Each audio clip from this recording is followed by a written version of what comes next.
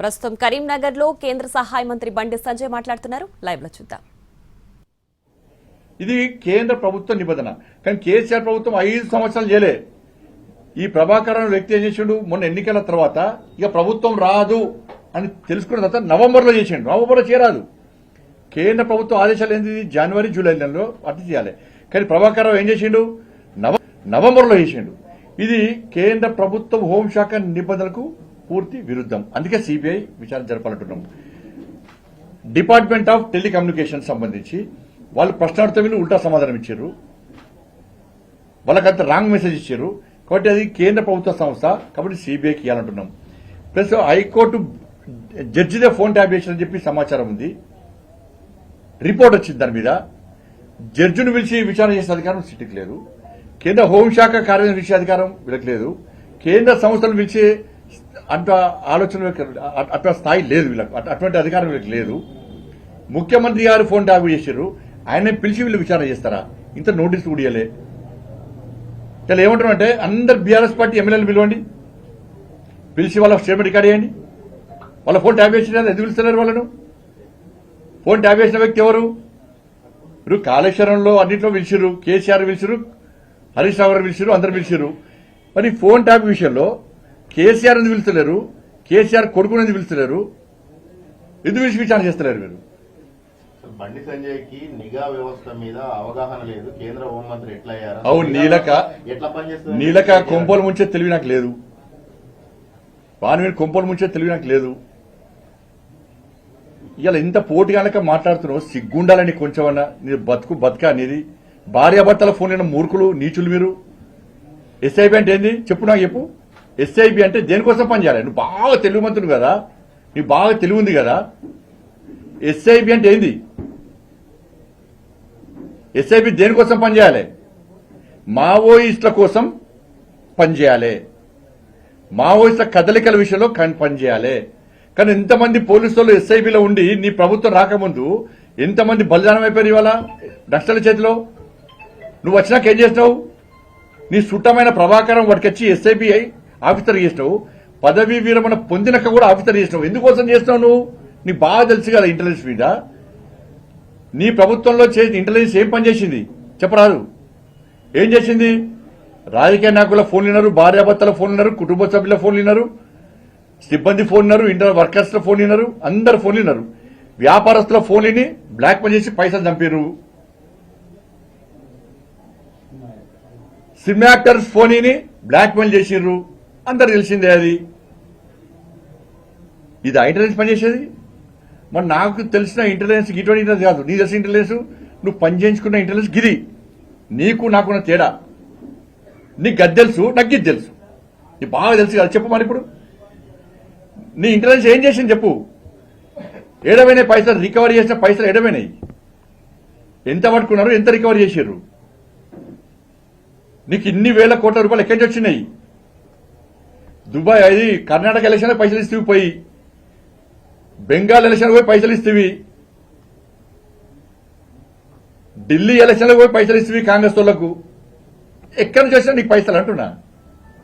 కాంగ్రెస్ వచ్చినావు, ఈత పాలకి ఇచ్చినావు. బెంగాల్ పోయి మీ అయ్య పోయి పైసలు ఇవ్వలేదా? ప్రమాణం చేయమని చెప్పి మీ అయ్యను. బెంగాల్ పోయి మమతా బెనర్జీ గారికి మీ అయ్య పోయి పైసలు ఇవ్వలేదా? ఇప్పుడు కాంగ్రెస్ పార్టీలో చేరిన నాయకుడే పోయి మీ అయ్యబడి పోతే మీ అయ్యను మమతా బెనర్జీ గుర్తుపట్టలే. మీ అయ్యను బయట ఉంచేది మమతా బెనర్జీ. ఇప్పుడు కాంగ్రెస్ పార్టీలో చేరిన నాయకుడిని లోపల తీసుకుపోయింది. మీ అయ్య ఇన్సల్ట్ గా ఫీల్ అయ్యాడు.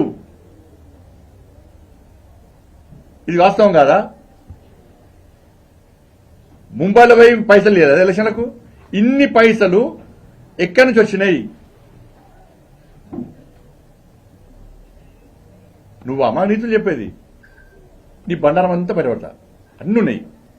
వ్యక్తిగతంగా పోవద్దు, అటువంటి క్యారెక్టర్ అది కాదు, ఇది మంచిది కాదు అని మాత్రమే సంస్కారం అనేది అడ్డం వస్తుంది. కాబట్టి నేను దూరం ఉన్నా. చెప్పు, ఇంటెలిజెన్స్ వ్యవస్థ గురించి నేను చెప్పినా. మరి నువ్వు చెప్పు, నీ ఎస్ఐబి ఏం చేసింది చెప్పు. రాధాకృష్ణ స్టేట్మెంట్ ఇచ్చింది కదా, దాని సమాధానం చెప్పు. బాగుండి వచ్చిన సమాధానం చెప్పు. దానికి నేను ఇప్పించినా? మా పార్టీ నాయకులు ఇప్పించిరా? సిగ్గుండాల మా కార్యకర్తల్లో గన్ని కేసులు పెట్టినావు, నా మీద కేసులు పెట్టినావు, మా నాయకుల మీద కేసులు పెట్టినావు, జైల్లో పంపినావు. నువ్వా ఎలా మాట్లాడేది? అంటే సంజయ్ గారు మీ దగ్గర అన్ని రకాల ఆధారాలు ఉన్నాయి. ఆధారాలు ఉన్నప్పటికీ బీఆర్ఎస్ నేతల మీద ఎలాంటి కేసులు నమోదు, ఎందుకంటే మీ దగ్గర ఉన్న చట్టాలు ఉన్నాయి ఆల్రెడీ. కేసులు మేము చేయరాదు. టెలికాం యాక్ట్ మీ చేతిలో ఉంటుంది. ఏదున్నా కూడా రాష్ట్ర ప్రభుత్వం నుంచి రావాలి. ఇలా మేము అందుకే ఏమంటున్నాం, దయచేసి ఇవి కేంద్రం అదిలో కాబట్టి సిబిఐ ఎంక్వైరీకి మేము అడుగుతున్నాం.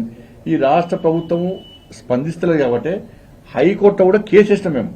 ఇప్పుడు మన రాష్ట్ర అధ్యక్షుడు రామచంద్ర గారు గతంలో కూడా కేసు వేయించిండు. ఏది హైకోర్టులో కేసు నడుస్తున్నది. మేము స్వయంగా సిబిఐ రావాలి, ఈడీ రావాలంటే ఎప్పటికొద్దు.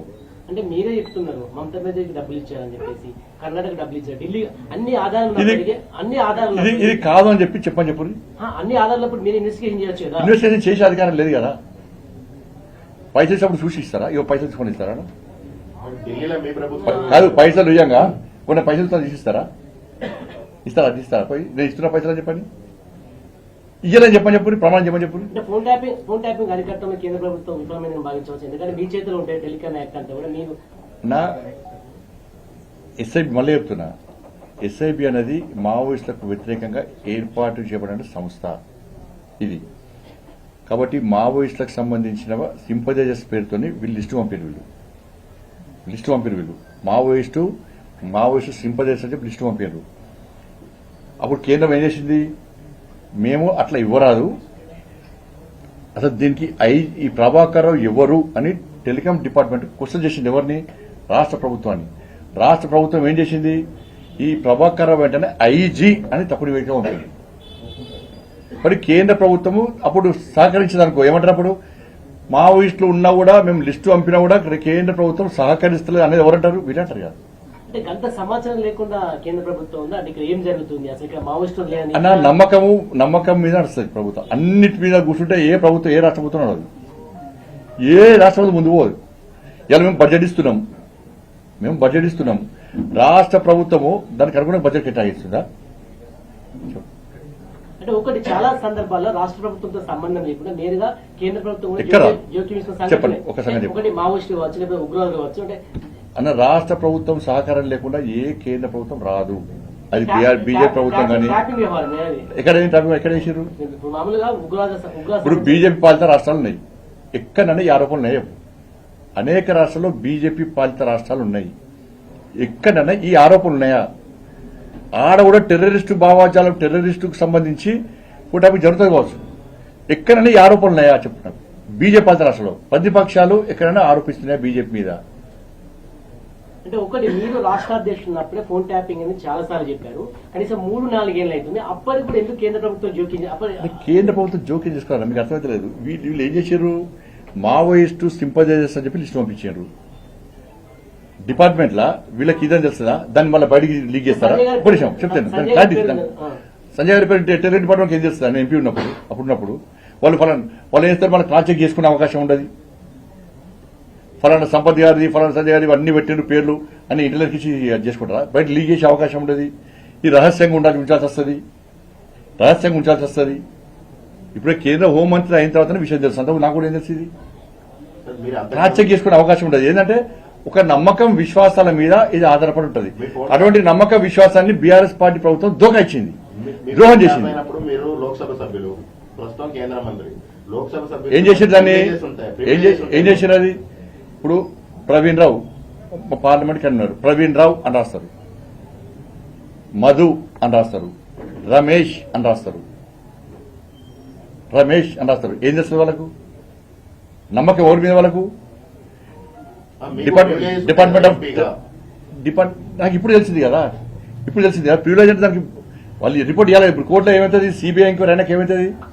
సిబిఐ ఎంక్వైరీ చేస్తే ఎవరు ఫోన్ ట్యాప్ చేశారు ఏందనేది సమగ్ర నివేదిక వస్తుంది. లేకుంటే సిట్లో నివేదిక ఇస్తారు, నివేదిక ఇచ్చాక దాని ప్రకారం పోవాల్సి వస్తుంది. మాకు నిన్న క్లియర్ గా డీటెయిల్ రిపోర్ట్ చూపెట్టారు వాళ్ళు. ఇంకా మీరు నమ్మరు, ఇద్దరు పేర్లు చెప్పదు కానీ ఇద్దరు నాయకుల అంచెలకు సంబంధించి మాట్లాడుకున్న వాయిస్ రికార్డ్ కూడా ఉన్నది. వాళ్ళు ఢిల్లీ కాలే అది. అంటే వీళ్ళకి ఎంత నీచులు వీళ్ళు ఈ 24 గంటలకు అదే పనిగా అది పెట్టుకొని చిన్నపిల్లలు పాట అంటారు కదా, వాళ్ళకి ఇదే పని. ఆ ప్రణీత్ రావటానికి ఈ రాధాకృష్ణకి అదే పనిగా, వేరే పని లేదు. ఇక అంటే ఫోన్ ట్యాపింగ్ లో కేటీఆర్ అరెస్ట్ కాబోతారా? మీకు నమ్మకం ఉందా సిట్ పైన? సిట్టు పైన నమ్మకం లేదు, అధికారుల మీద నమ్మకం ఉంది, ప్రభుత్వం మీద నమ్మకం లేదు. మాకు ప్రభుత్వం మీద నమ్మకం లేదు, అందుకే సిబిఐ అంటున్నాం. అందుకే ఇప్పుడు ఏమంటున్నా అంటే హైకోర్టు టీఎస్పీఎస్సీ పేపరు విచారణ జరిపిన హైకోర్టు జడ్జిదే ఫోన్ ట్యాప్ చేసిందని చెప్పి వచ్చింది. ఆ జడ్జిని పిలిచి విచారణ చేసే అధికారం ఉందా? రాష్ట్ర ముఖ్యమంత్రి గారిని పిలిచి విచారణ చేసే అధికారం వీళ్ళకు ఉందా? లేనప్పుడు విచారణలో కూడా టైంపాస్. ధన్యవాదాలు. ఫైనల్ గా కింద మీరు ఒక 2 పెద్ద బండిల్స్ తీసుకెళ్లారు. ఆ పెద్ద బండిల్స్ లో ఏముంది? దాని పేరే కాన్ఫిడెన్షియల్ రిపోర్ట్. అడిగితే ఏం చెప్తున్నా? ఒకటేనా కేటీఆర్ అరెస్ట్ చేయాలని సంజయ్ గారు డిమాండ్ చేస్తున్నారు ఈ ఫోన్ ట్యాపింగ్ అంశంలో? విచారణ త్వరితగతిన చేయాలి, మీతో కాదు, సిబిఐకి ఇవ్వండి. ఫోన్ ట్యాపింగ్ జరిగినట్టు నిన్న ఆధారాలు చూపెట్టిండ్రు, అనేక ఆధారాలు చూపెట్టారు. చాలా మంది ఇప్పటికే విచారణ జరిపారు. దాదాపు 6,000 మంది దాకా 6,000 మంది ఫోన్ ట్యాపింగ్ చేసినట్టు అక్కడ వాళ్ళు చూపెట్టిండ్రు, రికార్డు చూపెట్టిండ్రు, అన్ని ఆధారాలు చూపెట్టిండ్రు. చూపెట్టక కూడా ఇంకా చర్యలు తీసుకుంటారు. ఎందుకు నమ్మకం లేదు వీళ్ళ మీద అంటే గతంలో ఇంతమంది చెప్పిన విద్యుత్ కొనుగోళ్ల విషయంలో నివేదిక వచ్చినా కూడా ఇంతవరకు దాని అసెంబ్లీ చర్చ లేదు, దాని చర్యలు లేవు. ఫార్ములా ఈ కేసు సంబంధించి కూడా కోర్టు డైరెక్షన్ ఉన్నప్పుడు కూడా కనీసం ఇంతవరకు అరెస్ట్ లేదు, నా చర్యలు లేవు. ఇట్లా అనేక కేసులు ఉన్నాయి కాబట్టి వాటి మీద ఎలాంటి చర్యలు తీసుకుంటలేరు. కాబట్టి వెంటనే సిబిఐకి ఇస్తే సిబిఐ త్వరితగతిన విచారణ జరుగుతుంది, చర్యలు తీసుకోవాలని చెప్పి డిమాండ్ చేస్తుంది. కేసీఆర్, కేటీఆర్, సంతోష్ వాళ్ళ ముగ్గురు మిగతా అందరూ చేశారు. ట్యాప్ చేసి హరీష్ ని కవిత విచారణకు పిలుస్తారని అనుకుంటున్నారు సార్. పిలవాలని నేను అంటున్నా. ఇప్పుడు కవితకి చెప్పింది పిలవాలని అంటున్నా. మరి కొన్ని హరీష్ రావు గారిని ప్రమాణం చేయమని చెప్పండి, అది అలాగని చెప్పండి, చెప్పండి. తెలంగాణ రాష్ట్రంలో ఈ టెక్నాలజీ మీద ఫోన్ వాడేదాని మీద అవగాహన లేని వ్యక్తి కూడా కేసీఆర్ ప్రభుత్వంలో జనరల్ నార్మల్ కాల్ చేసే పరిస్థితి లేదు. ఏం జరగడ కేసీఆర్ ఇంటుండట అన్నారు. కేసీఆర్ అన్ని ఫోన్లు వింటాడట. ఇది కామన్ అయిపోయింది. మీ మీడియా మిత్రులు ఎవరైనా మీ యజమానితో మాట్లాడినప్పుడు కానీ కెమెరామెన్లు రిపోర్టర్లు కెమెరామెన్తో మాట్లాడినప్పుడు నార్మల్ కాల్ మాట్లాడారా మీరు చెప్పండి నాకు. నాది ఒక మహారాష్ట్ర ఒక లీడర్ పేరు లీడర్ వచ్చాడు, ఆయన డబ్బా ఫోన్ పెట్టుకున్నాడు. ఈ డబ్బా ఫోన్ ఎందుకంటే అన్నా కేసీఆర్ డేంజరే అన్నాడు. ఈ డబ్బా ఇది ఇలా వాట్స్కి ఇది మన ఏముండదు, వాట్సాప్ సిగ్నల్ గిన్నెలు ఏముండదు, నెట్ అది ఉండదు. కాబట్టి ఈ నెంబర్ తెలియదు. మా భార్యకు ఫోన్ ఇచ్చినా, మా భార్యకు డబ్బా ఫోన్ ఇచ్చినా, నేను డబ్బా ఫోన్ తీసుకున్నా. ఈ నెంబర్ బయట 3 ఫోన్లు నాకు. ఈ డబ్బా ఫోన్ ఓన్లీ మా భార్యకే ఫోన్ చేస్తా.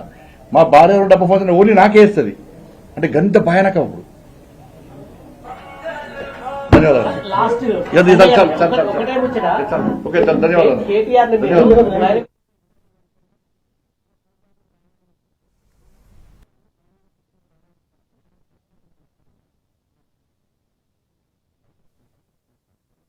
కుటుంబ సభ్యులు అందరితో వస్తా, ప్రమాణం చేస్తా. నువ్వు నీ కుటుంబ సభ్యులు అందరితో వచ్చి ప్రమాణం చేయి.